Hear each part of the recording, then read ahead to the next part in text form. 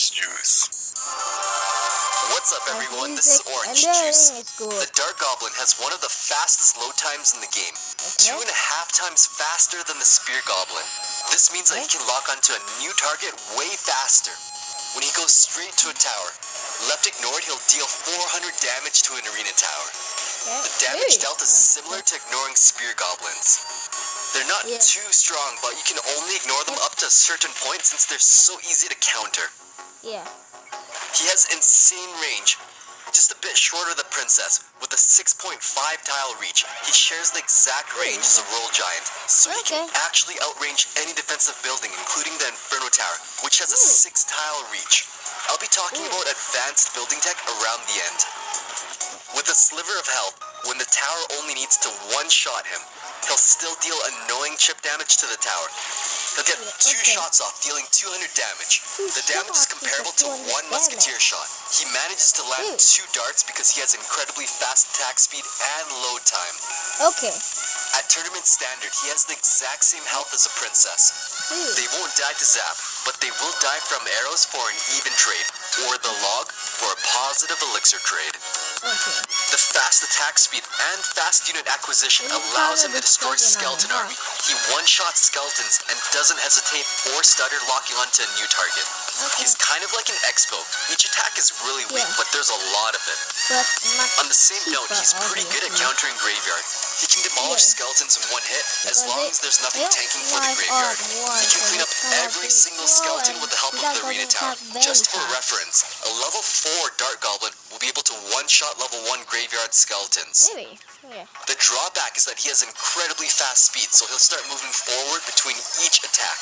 That means he'll never hide behind the safety of the King's Tower. So you or your opponent will be able to arrow him without worrying about activating the King's Tower. When the Graveyard is paired with a tank, the Dark Goblin's attack speed is 0.2 seconds too slow, so skeletons will start accumulating very fast, dealing 1500 damage to the tower despite him sniping all of the skeletons as fast as he can. An Ice Golem Graveyard combo is 7 elixirs, so it's reasonable that you'll be able to pair the Dark Goblin with something else. If you use an Ice Golem, it's important that you plant him on the corner edge, maximizing the time that he's in the Graveyard spawn zone. I honestly think Graveyard spawn RNG needs to be eliminated from the game. Here's the same scenario from the last seed where not enough skeletons spawned around the Ice Golem, resulting in him not popping. This causes my tower to suffer an extra 500 damage. When you have elite barbarians coming at you, one of the best ways of taking care of them is by kiting them with an Ice Golem. You can actually shut them down with a Dark Goblin. He's not too strong, but he offers just enough damage. But OJ, elite barbarians are never sent in alone. Realistically, you should have the same amount of elixir countering their cards. The examples in this video break down and simplify the raw interactions so that you can apply them in real situations. It'll always be different, and in this example, without both towers shooting the elite barbarians, the Dark Goblin does die, but he did help to successfully defend against everything else. He's really good in fast chip cycle decks. Pair him with an Ice Spirit and he'll be able to deal 1000 damage to the tower. It's an absolutely devastating combo, but it is incredibly easy to counter, and it's something you should never ignore. The Mega Minion has a painfully slow move speed, so it can take out the Mega Minion from a distance with the help of an Arena Tower. It takes 2 darts to kill 1 lava pup, so he's okay with dealing with lava pups, though not the best, and realistically the lava hound is never by itself. It depends on the situation, but something like an Ice Golem can soak up the damage while it snipes them all away. An Ice Golem combo works great too. He deals quite a bit of damage that can't be left unchecked. Alone, the Dark Goblin can take out a balloon from a distance and stop it from reaching the tower, but it won't prevent any death damage. You'll have to pair him with an Ice Spirit if you want to prevent any death damage to your tower, as well as to position him at an angle away from the balloon's destination to ensure that he doesn't die to the bomb damage. A really popular combo right now is an Ice Golem Balloon Push. With the Ice Golem tanking, that's a 7 elixir combo, so you'll have to commit more elixir. Sometimes you have to get creative and just react with whatever you have on your hand. Fireball deals decent area damage and is just enough to stop the balloon from attacking the tower.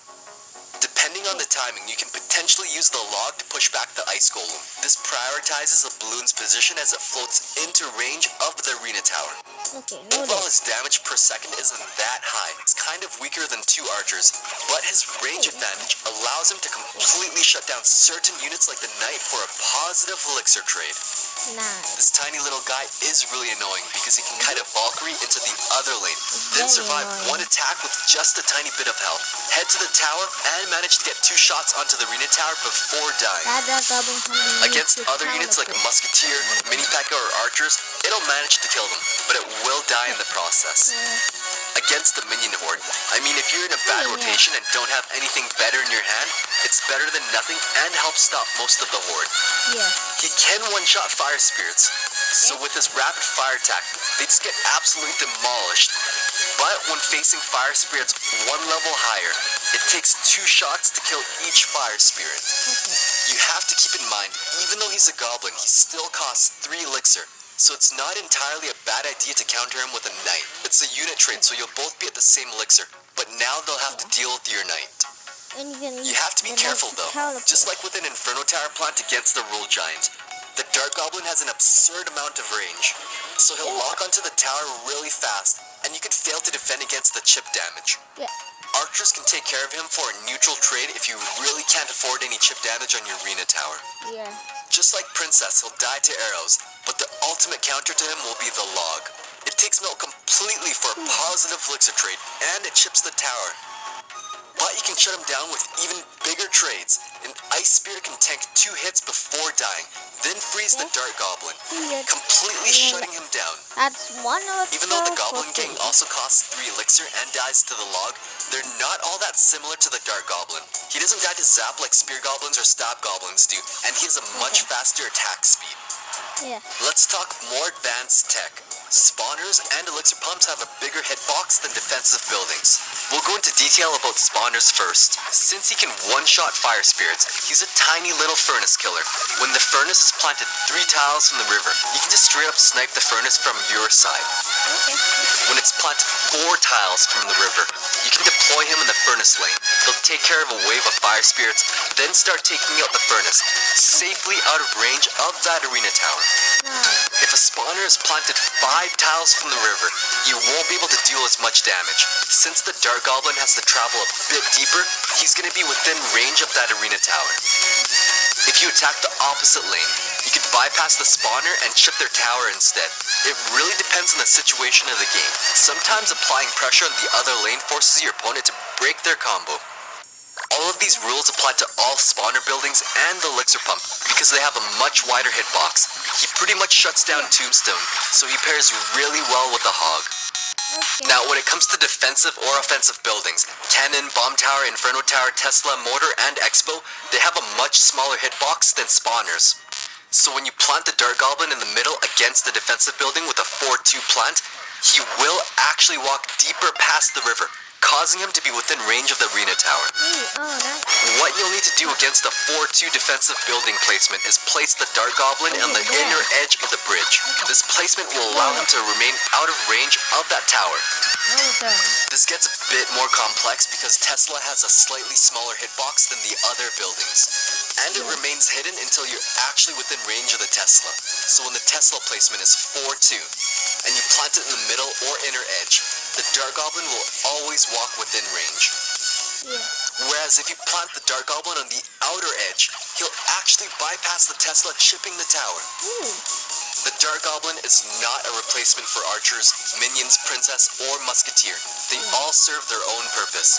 Archers can counter graveyard, minions can completely shut down a graveyard tank combo because there's so many of them. A princess is a splasher with 2.5 tiles more reach, while the musketeer is a slow, strong, and sturdy unit, while the Dark Goblin is really fast and fragile. Every unit has their purpose, and this unit offers a completely different function from any other card in the game. He doesn't feel super powerful because he's not. He's a 3 elixir rare card, but he does prove to be a reliable support card on both offense and defense when situations arise. If you want to learn more, stay tuned for more unit interactions.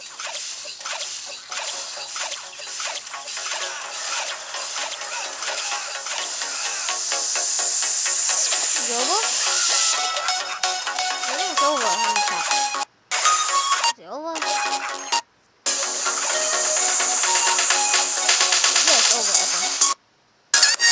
video. The editing was late, and guys have it. I hope you guys have a nice day, and I will see you guys next time.